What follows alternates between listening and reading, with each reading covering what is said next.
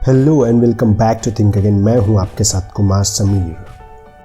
आज हम बात करेंगे why A student work for C student book summary की। दोस्तों, आपने किसी भी अमीर व्यक्ति का नाम लीजिए और बताइए कि वो कितने पढ़े लिखे हैं। कुछ नाम जैसे धीरूभाई अंबानी, अडानी, सचिन तेंदुलकर, लता मंगेशकर, नरेंद्र मोदी, ऐसे कई सारे लोग। अब ये देख सकते हैं कि आप इनकी तुलना में कितने पढ़े लिखे हैं। हम में से कई सारे ऐसे लोग हैं जो कई सारी इंजीनियरिंग डिग्री लिए होंगे या पीएचडी तक किए होंगे, लेकिन ऐसे सभी लोग सिर्फ 9 to 5 वाली जॉब कर रहे होते हैं और एक बधी बधाई सैलरी प्राप्त कर रहे हैं। तो आखिर ऐसा क्यों कुछ लोग लाइफ में बहुत ज्यादा पैसे कमाते हैं और कुछ लोग हमेशा अभाव में जीते रहते हैं। इस किताब में अमीरी के सिद्धांतों के बारे में बात की गई है, जिसे समझकर आप भी अपने लाइफ में अमीर बन सकते हैं। लेसन 1, सही कैश फ्लो क्वाड्रेंट में प्रवेश करने से आपको अधिक पैसा मिलेगा। दोस्तों, 4 तरीके के कैश फ्लो क्वाड्रेंट होते हैं। अगर आप इनके बारे में नहीं जानते तो आप रॉबर्ट टी कियोसाकी की book rich dad poor dad और कैश फ्लो क्वाड्रेंट पढ़ सकते हैं।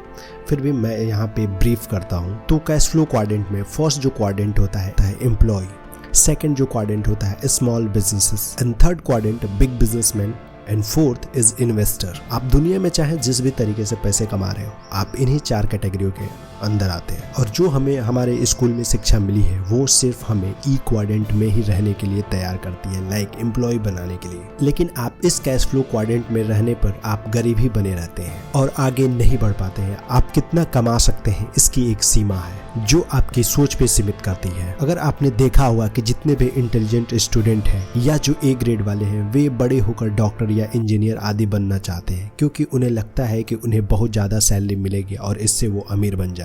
लेकिन यही गलत सोच है। उस सैलरी से कभी भी लोग अमीर नहीं बन पाएंगे, बल्कि 65 साल तक जॉब में ही पिसते रहते हैं। वे हमेशा एम्प्लॉय और स्मॉल बिजनेस के क्वाड्रेंट में ही रहते हैं। यह क्वाड्रेंट अमीर लोगों का नहीं है। अगर आपको अमीर बनना है तो आपको बी और आई क्वाड्रेंट में जाना होगा, यानी बिग बिजनेस और इन्वेस्टर कैटेगरी में आपको जाना होगा। आगे आप जानेंगे कि आप ऐसा कैसे कर सकते हैं। दूसरी और जो कम मार्क्स वाले लोग हैं, बी और सी ग्रेड वाले लोग, वे आगे चलकर बहुत बड़ी कंपनी चला लेते हैं। इसका कारण यह है कि उनमें नेटवर्किंग स्किल शुरू से ही विकसित होने लगती है। साथ ही उनके पास टाइम ही टाइम होता है। पढ़ाकू बच्चों के पास बिजनेस के लिए टाइम नहीं होता है। इसीलिए अगर आप अमीर बनना चाहते हैं तो आपको नेटवर्किंग करनी होगी। ये नेटवर्किंग आप सोशल मीडिया से भी शुरू कर सकते हैं। और दूसरी चीज, जो आप जॉब कर रहे हैं उसमें टाइम निकाल के अपना बिजनेस शुरू करने की कोशिश करें। अब आगे बढ़ते हैं लेसन 2 की तरफ। यदि आप अपने बच्चे को आर्थिक रूप से अशिक्षित बनाना चाहते हैं तो उन्हें पैसा दें। आपने देखा होगा कि अमीर लोगों के बच्चों को सब कुछ अपने पेरेंट्स से मिल जाता है, फिर चाहे वो महंगा फोन हो या गाड़ी हो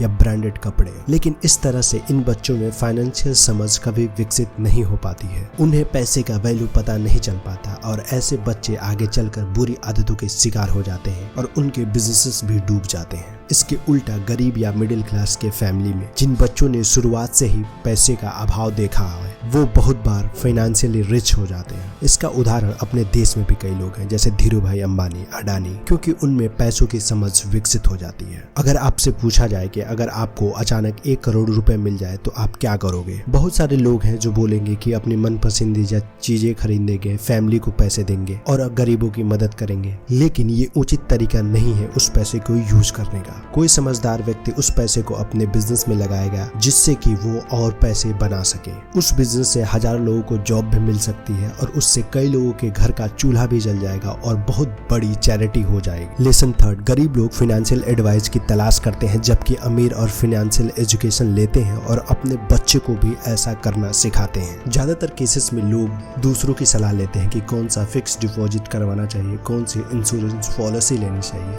किस शेयर में पैसे लगाना चाहिए। लेकिन इससे आपको गलत सलाह मिलती है और आप इससे कभी भी अमीर नहीं बन सकते हैं। साथ ही आपका नॉलेज भी लिमिटेड रह जाता है। जो आपका दोस्त है आप ही के जैसा है, वो आपको क्या सलाह देगा? उसने जो किसी से सुना होगा वही आपको बता देगा। लेकिन इसके विपरीत अमीर लोग ऐसा नहीं करते। वे प्रॉपर फाइनेंशियल एजुकेशन लेते हैं, या तो कोई सर्टिफिकेट कोर्स करते हैं या कोई फाइनेंस की बुक पढ़ते हैं, और आप भी ऐसा करके अपने नॉलेज को बढ़ा सकते हैं। Thank you so much for your listening. That is the short book summary of why A student work for C student. Stay with Think Again.